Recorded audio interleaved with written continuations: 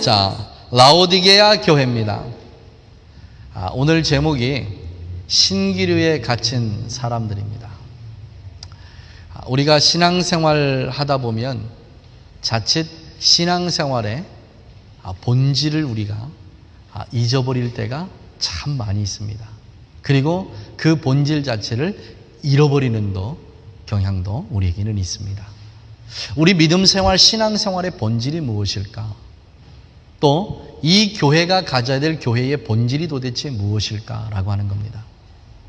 예수님께서 이 땅에 오셔서 3년 동안 공생애를 살아가시면서 그 앞에 있는 회중들에게 하나님의 말씀을 선포하실 때 늘 중점을 두신 그 중점 사항이 영혼에 관한 것들입니다. 그들의 육신의 것에 중점을 두지 아니하시고 늘 그들의 영혼에 중점을 두셨습니다. 그래서 너희의 육신은 죽일 수 있으나 너희의 영혼을 죽이지 못하는 자들을 두려워하지 말라고 그렇게 말씀하신 분이 또한 예수님이기도 하십니다. 예수님께서 말씀을 전하실 때 그 말씀 한 구절 한 구절, 그 말씀 한마디 한마디가 늘 그 강조점이 어디냐면 그들의 영혼의 삶입니다. 그 말씀이 우리에게 많은 도전이 됩니다. 특별히 어렵고 힘든 이민사회를 살아가는 우리들에게 있어서 그 말씀이 사실은 큰 도전이 아닐 수 없습니다. 말씀을 사수하고 진리를 사수하고 그 뜻과 그의 말씀대로 살기 위해서 때로는 우리의 삶에서 포기해야 될 것들이 얼마나 많은지 모릅니다. 무엇을 추구하고 살 것인가? 하나님 앞에서 신실함으로 살 것인가? 신실하게 사는 것처럼 살 것인가 하는 것들이 늘 우리에게 있어서 참 많은 도전이 됩니다. 우리의 인생에 있어서 가장 중요한 것이 무엇이냐라고 얘기한다면 우리는 서슴없이 재물이라고 그렇게 얘기하기도 합니다. 황금만능주의입니다. 돈이 있으면 무엇이든지 할 수 있고 돈이 있으면 안 되는 일이 없고 돈이 있으면 우리의 마음에 평안이 있고 돈이 있으면 우리 가정에 화평이 있고 이것이 우리가 근본적이고 기본적으로 생각하는 돈에 관한 개념입니다. 그런데 오늘 이 라오디게아 교회에 주신 그 말씀은 돈 때문에 무엇인가 잘못될 수도 있다는 사항입니다. 돈 때문에 무엇이 잘못된 그 잘못됨은 그들의 영혼이 잘못됨입니다. 오늘 이 교회가 추구해야 될 것이 무엇인가? 우리 신앙생활하면서 우리가 믿음 안에서 추구해야 될 것이 무엇인가를 아주 정확하게 오늘 성령께서 이 라오디게아 교회를 통해서 우리에게 말씀하고 계시는 그러한 모습을 봅니다. 오늘 이 말씀을 듣는 우리 모두가 성공제일주의, 예수 믿으면 잘 된다, 황금만능주의, 예수 믿으면 부자 된다, 예수 믿으면 병이 낫는다, 예수 믿으면 가정이 좋아진다, 예수 믿으면 뭐가 된다 했던 그 모든 것들을 십자가 앞에 다 내려 놓아지기를 간절히 원합니다. 예수 믿으면 우리 눈에 뭐가 보입니까? 십자가가 보입니다.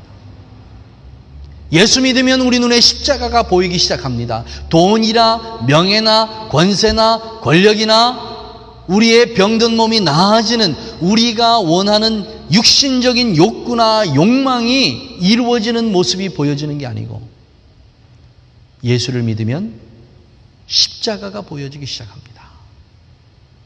예수를 믿기 시작하면 그 십자가 위에서 나 때문에 피 흘려 돌아가신 예수님의 고난이 보여지기 시작합니다. 예수를 믿기 시작하면서부터 예수 그리스도를 통한 하나님의 그 크신 은혜가 보여지기 시작합니다. 그리고 예수 믿기 시작하면서부터 하나님께서 우리를 부르시는 그 부르심이 우리의 귀에 들려지기 시작합니다. 육신적인 것이 아니라 영혼적인 것이라는 사실입니다. 사랑하신 우리 가족 여러분, 이 라오디게아 교회의 전철을 우리 교회는 밟지 않기를 원합니다. 물질의 풍요와 풍성함 속에서 신앙과 믿음의 본질을 잊어버리고 그리고 잃어버리고 방황하는 이 라오디게아의 교회의 모습은 교회 자체의 모습이라기보다는 그 교회 안에 있는 성도들의 모습이기도 합니다. 자, 이제 우리의 마음속에 있는 것 내려놓아야 될 시간입니다. 예수 믿으면 부자 된다. 예수 믿으면 잘 산다. 예수 믿으면 뭐가 된다. 했던 이거 다 내려놓으시고 오늘 이 라오디게아의 교회를 통해서 하나님께서 경고하시는 그 경고의 메시지가 뭔지 이 말씀을 우리가 겸손하게 듣기를 원합니다. 자, 본문 말씀 우리 다시 보겠습니다. 본문의 구조는 그렇게 되어 있습니다. 앞부분에 무엇이 잘못되어 있는가를 말씀하시고 그 뒷부분에 이거를 해결할 수 있는 해결책을 하나님께서 내놓기 시작합니다. 자, 첫째로 17절 말씀 봅니다. 내가 말하기를 나는 부자라 부요하여 부족한 것이 없다 하나 내 곤고한 것과 가련한 것과 가난한 것과 눈먼 것과 벌거벗은 것을 알지 못하도다. 지금 라오디게아 교회의 문제가 뭐냐? 눈을 떴으나 보지 못하고 마음이 있으나 깨닫지 못하고 그 영혼에 하나님께서 메시지를 주셨으나 그 메시지를 전혀 깨우치지 못하는데 그들의 문제가 있습니다. 가장 큰 문제가 뭐냐? 라오디게아 교회의 물질의 풍성함 때문입니다. 뉴질랜드에서 목회하면서 공부를 했습니다. 그래서 뉴질랜드에서 공부하면서 서베이를 한번 나가본 적이 있습니다. 왜냐하면 뉴질랜드의 전체 인구 중에 그래도 매주일 교회에 나가는 사람들이 교회에 나가는 사람들이 몇 퍼센트냐? 4% 정도 됩니다. 교회에 나가는 인구가. 뉴질랜드는 기독교 국가라고 얘기합니다. 그 기독교 국가인 뉴질랜드에서 교회를 나가는 사람이 몇 퍼센트냐? 전체 인구 중에 4%. 그리고 그 4% 중에서 매주일 빠지지 않고 교회를 나가는 인구가 몇 퍼센트냐? 2%입니다. 이 2%를 뉴질랜드 사람들은 광신자라고 얘기합니다. 매주일 교회를 나간다고.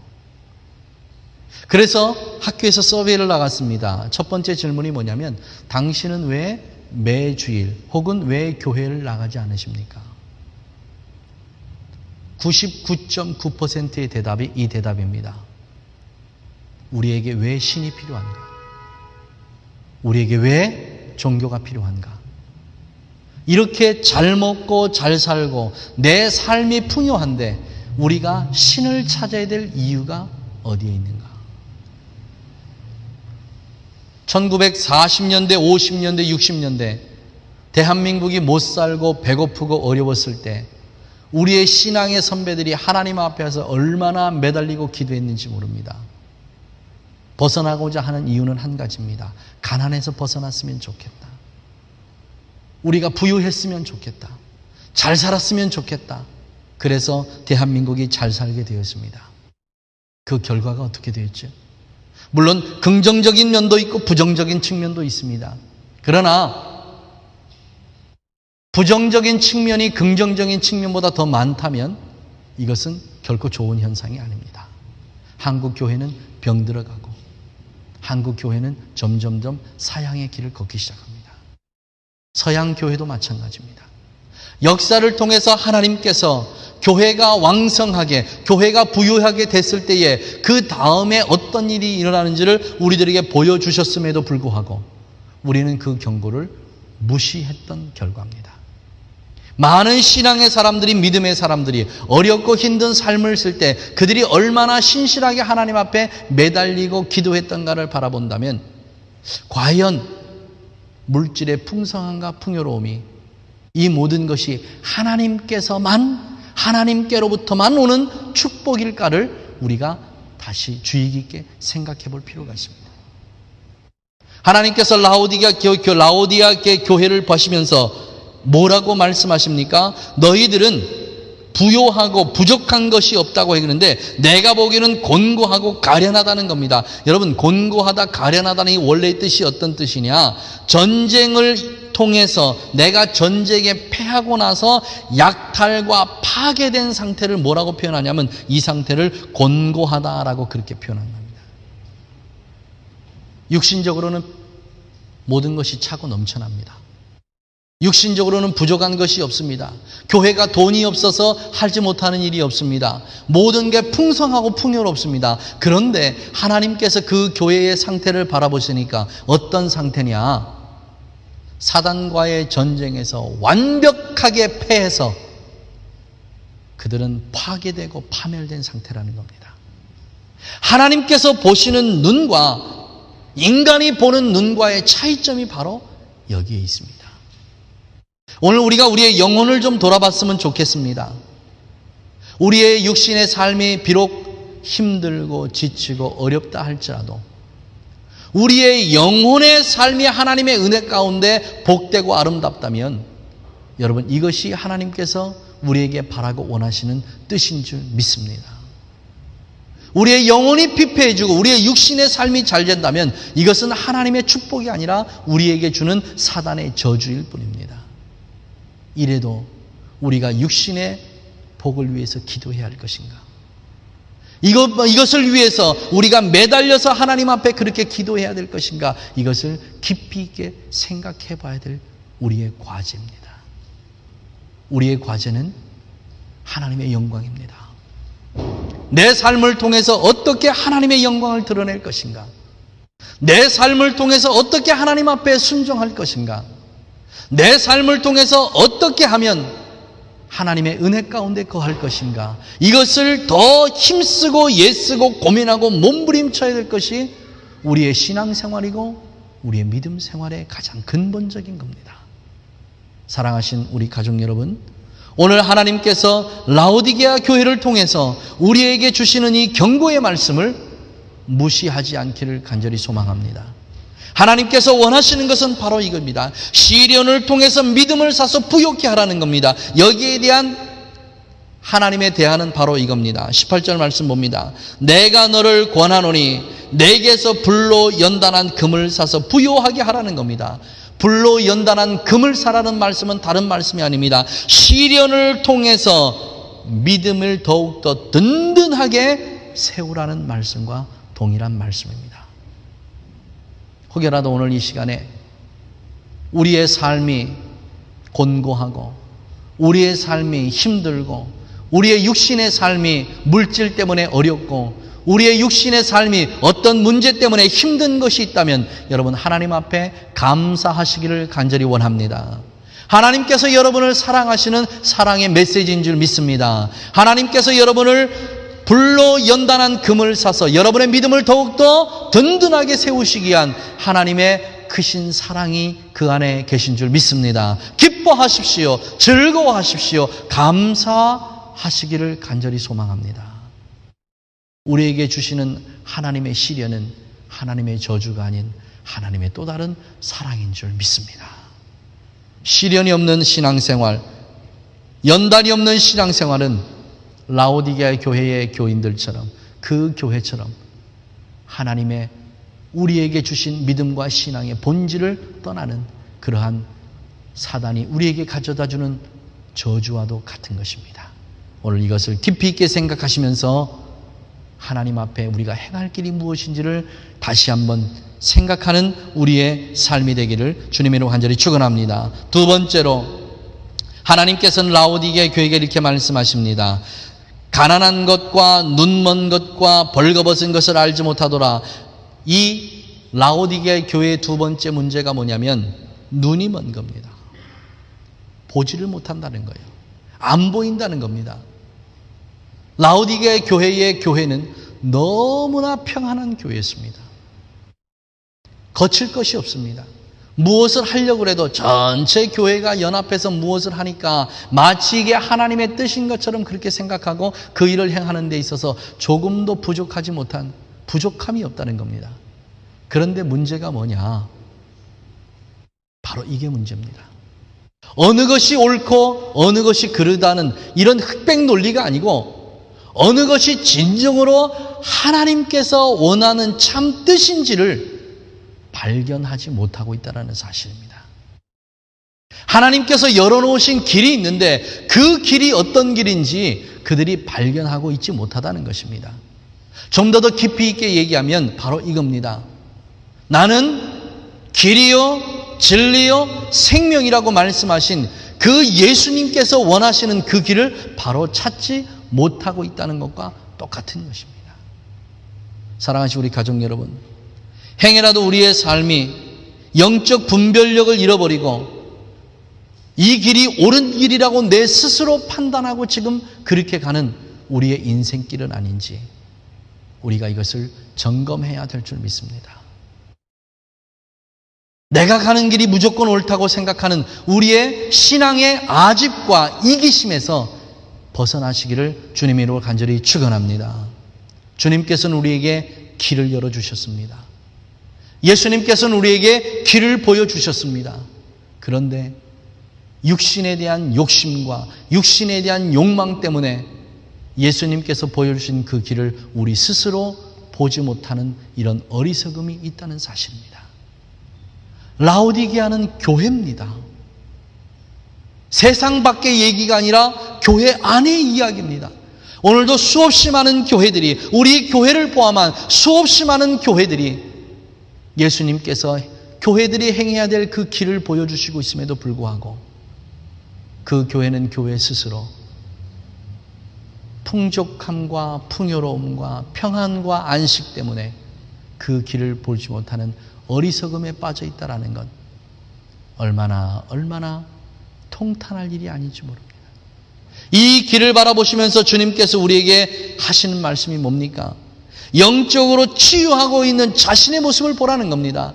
영안이 열리라는 겁니다. 너희의 눈에 쓰여져 있는 이것을 벗기고 너희의 상태가 어떤 상태인지 이 상태를 정확하게 파악하라는 겁니다. 우리의 상태입니다.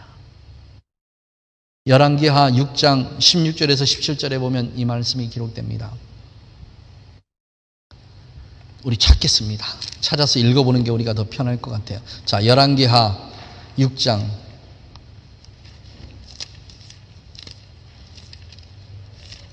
16절에서 17절까지 두 구절 말씀 우리 함께 보겠습니다. 기도하여 가로되 여호와여 원컨대 저의 눈을 열어서 보게 하옵소서 하여 여호와께서 그 사환의 눈을 여심해 저가 보니 불말과 불병거가 산에 가득하여 엘리사를 둘렀더라. 이 말이 무슨 말씀입니까? 이스라엘을 전체를 둘러싸고 있는 아람 군대가 이스라엘을 멸망시키기 위해서 전체 진을 치고 있는 모습을 보니까 엘리사의 사환이 이 모습을 보고 덜컥 겁이 났습니다. 나는 어떻게 하지? 이제 이 아람 군대가 쳐들어오면 우리는 이제 다 죽게 됐구나. 너무너무 걱정되고 근심되고 염려됐습니다. 이 사원이 엘리사에게 얘기합니다. 이제 우리가 죽게 됐습니다. 어찌하면 좋겠습니까? 이 얘기는 당신의 하나님은 지금 뭘 하고 계십니까? 왜 우리를 죽음 가운데서 이렇게 놔두고 왜 당신의 하나님은 가만히 계십니까? 라고 하는 얘기입니다.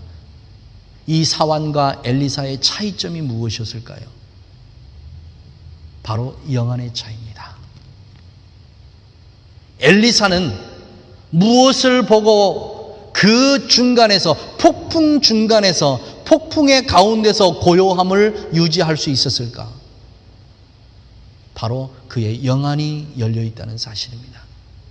우리 주변에 수없이 많은 것들이 얼마나 우리를 두렵게 합니까? 때로는 재물이 우리를 두렵게 합니다. 건강이 우리를 두렵게 합니다. 자녀들이 우리를 두렵게 합니다. 우리의 사업이 우리를 두렵게 합니다. 많은 것들이 우리를 두렵게 합니다. 그 두려움이 몰려올 때에 영안이 열려있는 하나님의 자녀들은 그 폭풍 가운데 고요할 수 있고, 영안이 열려있지 않은 하나님의 자녀들은 그 가운데 불안에 떨며 어찌할 바를 모른다라고 하는 사실을 우리가 반드시 기억하시기를 주님의 이름으로 간절히 축원합니다. 엘리사가 바라봤던 것은 아람 군대가 아니고 그 아람 군대를 둘러싸고 또 자기 자신을 보호하고 있는 하나님의 군대를 보았기 때문이에요. 엘리사의 사환이 바라봤던 것은 아람의 군대를 바라봤던 그 두려움입니다. 사랑하시는 우리 가족 여러분, 우리가 바라봐야 될 게 무엇입니까? 지금 이 라오디게의 교회의 문제는 그들을 둘러싸고 있는 달콤함입니다. 물질이 풍요로움 속에서 교회가 아무런 일도 없고 평안하게 있는 그들의 그 모습 그대로입니다. 이것을 주의 성령께서는 얼마나 꾸짖으시는지 모릅니다. 사랑하신 우리 가족 여러분, 지금도 신앙의 안일함 속에 빠져 계십니까? 물질이 나를 도와줄 것이라고, 내 자녀가 나를 도와줄 것이라고, 사업의 성공이 나를 도와줄 것이라고 하는 이 생각을 가지고 있다면 이 모든 것을 다 버리시기를 주님으로 간절히 축원합니다. 여러분의 통장의 잔고를 볼 때에 내 마음이 흐뭇해집니까? 내 사업이 잘 되는 모습을 보면 여러분 마음이 든든해집니까? 내 자녀가 학교에서 공부 잘하는 모습을 보면 그게 얼마나 기쁘고 즐거워하는 모습입니까? 여러분 그거 다 버리시기를 원합니다. 우리가 진정으로 기뻐하고 즐거워해야 될 것은 우리를 지키시고 계시는 하나님의 위대하신 손길이십니다. 나를 붙잡고 계신 하나님의 손길입니다. 암탉이 병아리를 그 날개 아래 품듯이 나를 품어주고 계시는 하나님의 위대하신 손길입니다. 눈동자와 같이 나를 지키시면서 매 순간순간 그 모든 위험에 직면했을 때에 그 모든 위험으로부터 나를 비껴가게 하시는 하나님의 위대하신 손길인 줄 믿습니다. 이것을 기뻐하고 이것을 감사하시기를 주님의 이름으로 간절히 축원합니다. 우리의 영안이 열리기를 원합니다. 우리의 도움은 오직 하나님께로만입니다. 우리의 평안은 오직 하나님께로만 말미암음입니다. 우리의 영원한 생명도 오직 하나님께로만 말미암음입니다. 이것을 잊어버린다면, 이것을 잃어버린다면 우리의 평안은 가짜고 우리의 성공도 가짜고 우리를 둘러싸고 있는 그 모든 것은 다 거짓된 것뿐인 것을 압니다. 오늘 이 라오디게아 교회에 주신 하나님의 이 경고의 말씀을 우리의 가슴에 새기시기를 주님의 이름으로 간절히 축원합니다. 그 다음에 세 번째로 라오디게아 교회가 문제가 뭐냐? 그들은 벌거벗고 있음에도 불구하고 그들이 벌거벗은 것을 알지 못했다는 사실입니다. 그래서 주님께서 하시는 말씀이 뭐냐? 너희의 벌거벗은 그 벌거벗음을 흰 옷을 사서 입어서 벌거벗은 수치를 면하라고 그렇게 말씀하십니다. 항상 성경에서 말씀하시기로 할 때에 이 옷은 무엇과 관계 있느냐? 우리의 신앙적인 행위와 관계가 있습니다. 이름만 성도입니다. 이름만 교회입니다. 그 교회 안에 드러나야 될 성도로서의 바른 삶, 신앙인으로서의 바른 삶, 교회가 갖추어야 될 이 모든 것은 다 없어져 버리고 무늬만 교회고 모양만 교회고 이름만 성도로 남아있는 이 모습이 바로 이 라오디게아 교회의 모습이었다는 사실입니다.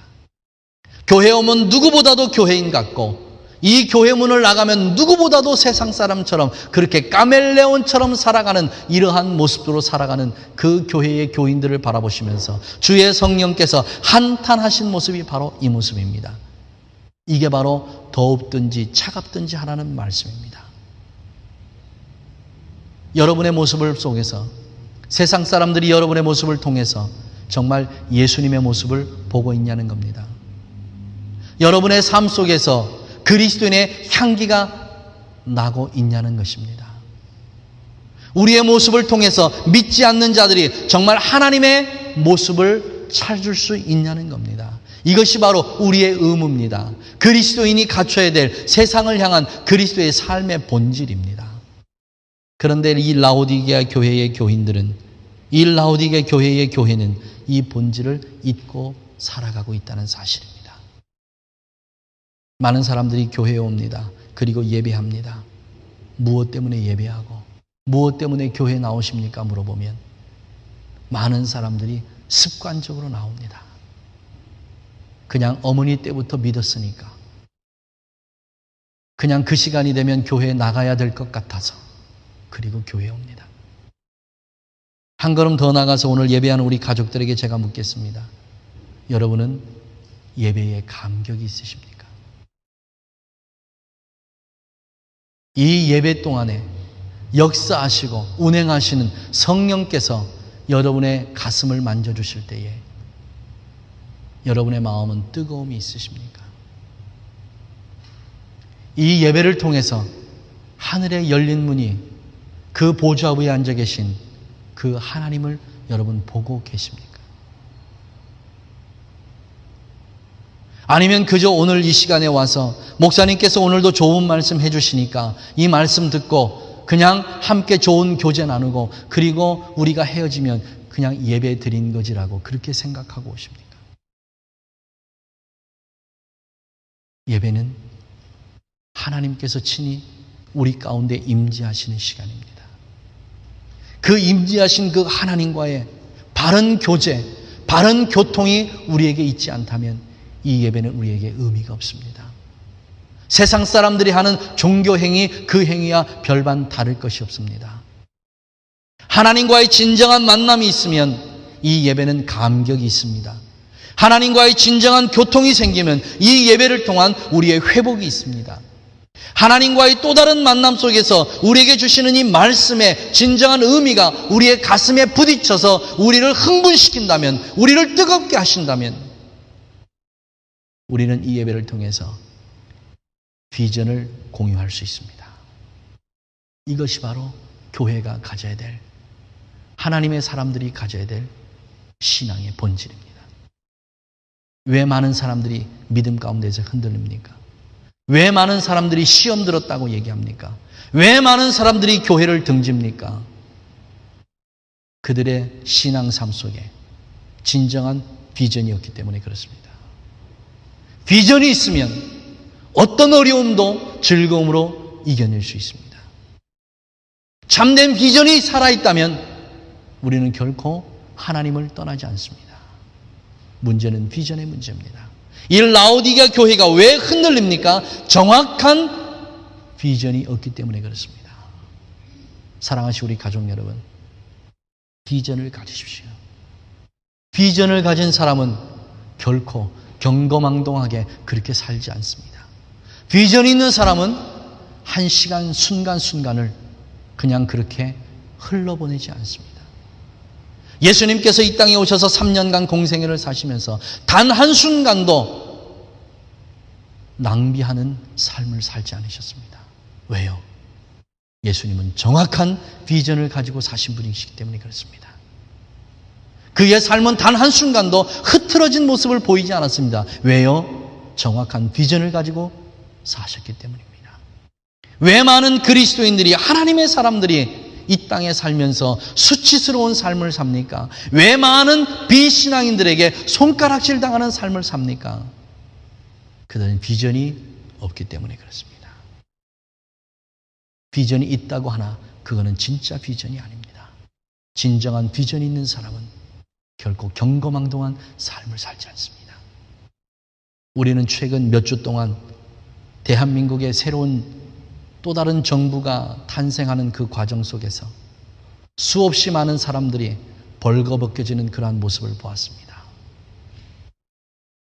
정말 그 사람들이, 대한민국을 운영할 정말 그 지도자들이 자기의 비전이 그곳에 있었다면 그 작은 것 하나 때문에 수치와 모멸감을 당하고 그 자리에 앉지 못하고 이름만 거론됐다가 퇴임해버리는, 이름만 나왔다가 사그러들이고 벌겨벗겨진 모습 그대로 전 국민 앞에서 질타받는 그러한 모습은 결코 있지 않았을 겁니다. 무엇이 문제입니까? 바로 이게 문제입니다. 왜 수없이 많은 그리스도인들이 세상 사람들로부터 수치와 모멸을 당합니까? 정확한 비전이 그들의 속에 있지 않기 때문입니다. 사랑하시는 우리 가족 여러분, 세상 사람들 앞에 서서 우리의 모습이 발가벗겨졌을 때에 우리에게 드러나야 될 것은 그리스도의 영광인 줄 믿습니다. 이것만 드러나시기를 주님의 이름으로 간절히 소망합니다. 세상 사람들도 세상의 그 자리에 올라가기 위해서 자기 자신을 최대한 절제하고 자기 자신이 그 사람들 앞에 섰을 때에 흠잡을 것, 티잡을 것 없이 그렇게 되어야 그 자리에 앉는데 우리가 마지막 앉을 자리가 어딥니까? 하나님께서 앉아 계신 그 영광의 보좌의 그 바로 옆자리입니다. 그 옆자리에 앉을 우리들입니다.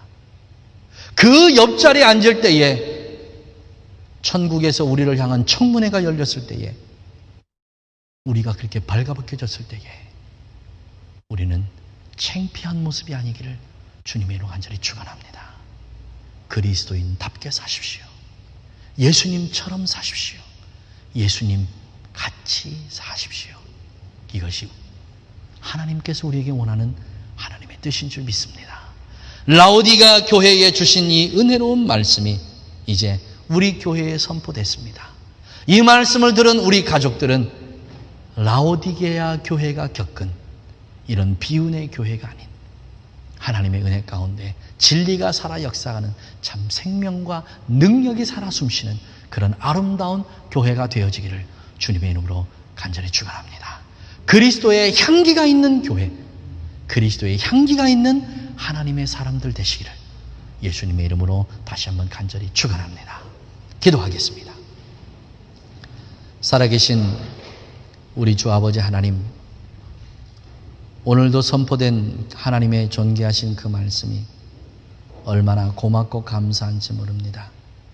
매 순간순간마다 말씀이 우리를 새롭게 하고 말씀이 우리를 주님의 은혜 가운데 바로 세우시는 그러한 귀한 능력이 있는 줄 믿습니다. 그동안 혹여라도 라오디게아 교회처럼 이 교회가 하나님 앞에 잘못 행하고 있는 게 있다면 하나님 다 용서하여 주시고 이제 새로움을 열어갈 수 있는 귀한 은혜를 베풀어 주시옵시고 이 교회 안에 속해 있는 우리 가족들 중에 혹여라도 라오디게아 교회의 교인들처럼 차지도 덥지도 않은 그러한 상태에 있다면 하나님 속히 벗어나서 하나님을 향할 열정으로 뜨거움으로 그렇게 신앙생활하고 믿음생활하는 그러한 은혜가 있는 귀한 가족들 되게 하여 주시옵소서. 예수님의 이름으로 축복하고 기도하옵나이다. 아멘. 아멘.